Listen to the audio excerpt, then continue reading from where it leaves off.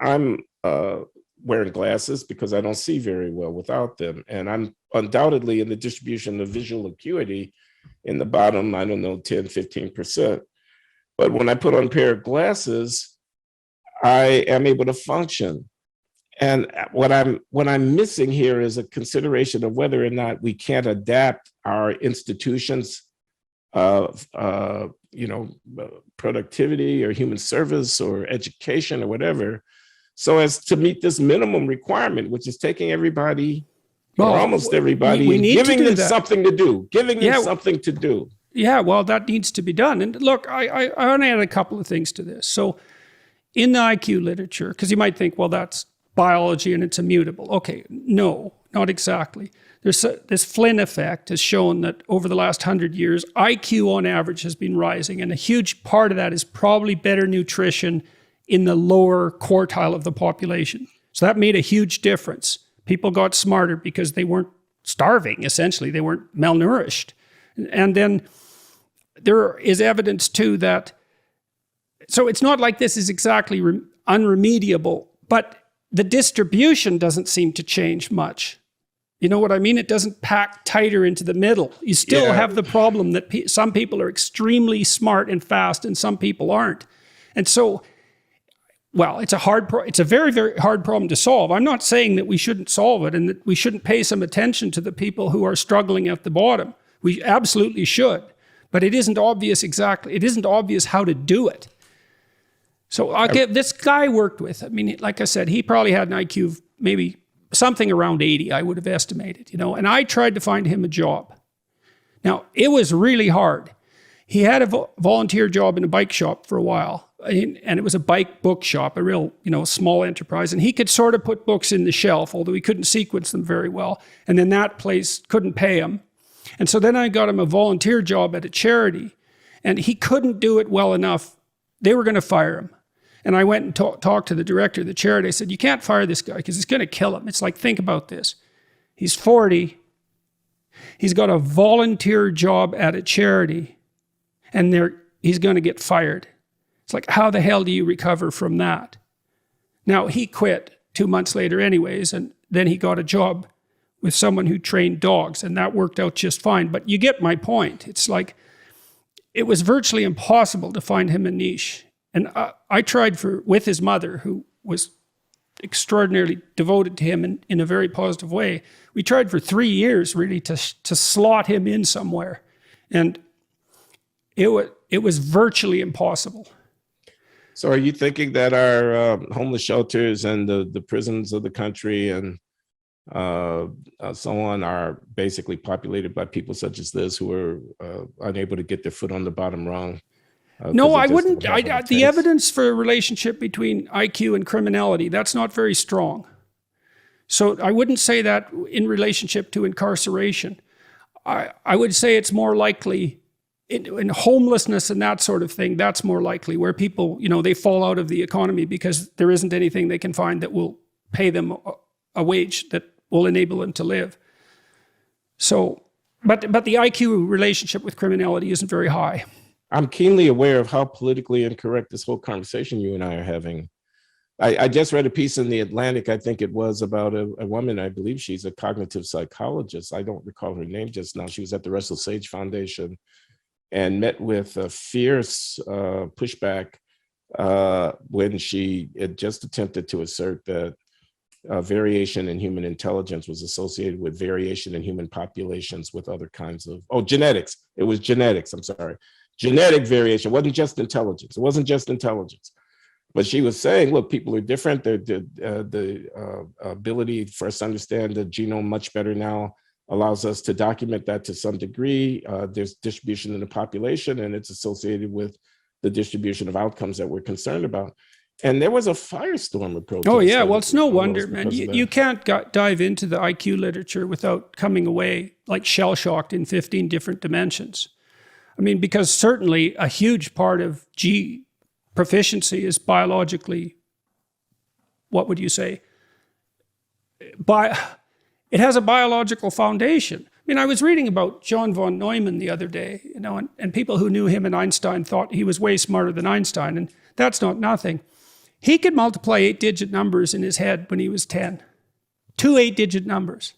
Oh, that's a prodigy. Yeah. Well, he exactly. He might have had the most. He might have had the most magnificent mathematical mind ever, and like that's way out on the distribution, right? I mean, he had a huge impact in economic theory, by the way, and it was just a hobby. It was something he was doing out of his back pocket. It wasn't even one he really cared about. Yeah, exactly. And you meet people like that now and then, but not very often, and they're so damn smart, you just can't bloody well believe it. And that's the case, and then with regards to socialization, well, it's pretty easy to make someone dumber, but it's not that easy to make them smarter. And for obvious reasons, it's a lot easier to wreck something than it is to improve it. And so that is this fact of that predetermination in some sense really is a sorrowful, what would you call it? It's a sorrowful fact. Yeah, a tragic reality might be one way of putting it, that it's simply a given in our nature that we have to reckon with, and the temptation to want to not see it and not accept it can be very powerful. Well, and I can understand exactly why, because, well, first of all, generally the people who discuss such things don't have a lot of hands-on experience with people in the bottom sestile, let's say, the bottom 1/6. So they just don't know how much difference there is in the range. And I've administered IQ tests to all sorts of people, and you can't believe what people don't know and can't compute. It's beyond comprehension in some ways at the bottom, but then also at the top. I had a graduate student at Harvard. She didn't know anything about statistics when I first met her, and 4 months later she was teaching statistics at a graduate level. She was unbelievable. And she was almost that gifted verbally as well. Now, she had some social problems that might have been associated with her remarkable cognitive ability. But, it was unreal. She made more progress in 4 months in the statistical realm than I did in 15 years. Okay, so there are differences amongst us at both ends of the spectrum, and we need to learn how to live with them. Yeah, well, part of it is to admit it and to see if we can do that politically without getting, bogged down in accusations and the weeds. And that's a real difficult thing to do. And it's not like I know exactly how to do it, but I'm not going to ignore what I learned. And I'm not going to ignore the social consequences of it. It's like life's a lot harder for people in the bottom 10% of the cognitive distribution. There's no doubt about that. The Southern Poverty Law Center has classified Charles Murray as a white supremacist. This is an organization that is a watchdog for extremists. A white supremacist. Yeah. I mean, not a lot of people are going to stick their head up out of the foxhole if that's what's waiting for them. Yeah, that's for sure. That's for sure. Well, I would also say one other thing that, would probably make me unpopular among psychologists too, mostly, but there isn't a single phenomenon documented in the social sciences that we know more about than the psychometrics of cognitive ability. If you throw that out, you throw everything else out, because the people who established psychometrics of intelligence also established all the statistical techniques that all social scientists use to assess and evaluate their data. You just don't get to throw it out. And that's also unfortunate, because it's a dismal literature in many ways, because the differential between people is so unbelievably extreme, and it matters. Well, here's where we are in economics. There are people who are arguing in popular press and magazines and so forth that you shouldn't put a cognitive ability measure on the right-hand side of your regression equation when you're trying to explain wage variation in the population. They think that is a morally objectionable thing to do. Differences amongst people in earnings are to be understood in any way that you can, other than it's completely idiotic. It's completely idiotic, because part of what puts you up in that upper end of the distribution is something like speed, right? So imagine there's some desirable place to get economically. Maybe you're designing computer chips. That's a good example. Well, if you're faster, you're going to get there sooner, and then you're going to reap the economic rewards. And that speed is assessed with G. It's a function of G, that computational speed. And so, and then, you also might say, well, these damn tests are culture loaded. And that's a reasonable potential objection, but I've never seen a culture fair test that has the same validity. No one's ever been able to produce them, and basically people gave up in the 1960s. The best they've ever come up with is the Raven's progressive matrices, and it's a pretty good. So imagine you took a bunch of single tests of intelligence, and then you got the manifold, which is the average across all tests. You could pick the test that correlated best with that manifold, and that's the Raven's progressive matrices. And it produces differences. So I don't know what to do with that. You can't throw your hands up and say, well, it's insolvable. But you can't not take it into account, because then you underestimate the burden that people at the bottom end of the distribution carry when they're trying to struggle uphill. And you say, well, all you have to do is work hard, because that's the conservative attitude. And conscientiousness is it's personality trait. It's an indicator of work ethic, and it's correlated with economic outcome at about 0.25, something like that. But cognitive ability is correlated at about 0.5. So, yeah, hard work really matters, but doesn't matter as much as intelligence.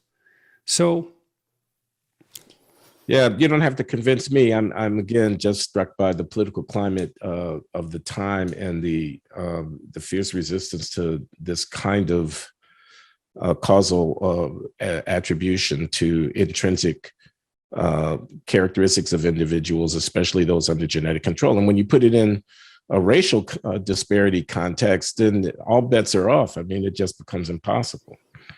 Yeah, well, it compels you to look for a deeper reason. Let me give you an example, a research example. I worked with Richard Tremblay, and he is one of the leading experts on the development of aggressive behavior, and he was trying to ameliorate it among children and used interventions that got into younger and younger kids, and finally decided that to really ameliorate, it's a small minority of kids who produce all the aggressive acts, Pareto distribution, same thing. It's quite cool, actually, if you're a scientist, I suppose. If you look at 2-year-olds, you put them in a room, a small proportion of the 2-year-olds will kick, bite, hit, and steal. It's only 5%, and almost all of them are male. Now, if you track those kids over the next 2 years, most of them get socialized out of that. Those that don't tend to stay antisocial and develop criminal behavior later. So it's socializable. It can be rectified between 2 and 4. The problem is that if that's the case, imagine a government enterprise set up to ameliorate that. It gets pretty damn invasive when the government has to start figuring out how you're going to raise your 2-year-old, right? So, and this cognitive ability problem might be something that's quite similar. Like, one of the things that's interesting about kids that become literate versus kids that don't is that the kids that become literate are exposed to so many more books and words that you can hardly believe it. It's another Pareto distribution. And I see, my kids, they were dragging books around when they were 12 months old, before they could read, but they were familiarizing themselves with the objects and becoming friends with them in a kind of nonverbal way. Yeah. And we don't know the pathway to that kind of literacy, or the nature of the relationship between that and the development of cognitive ability.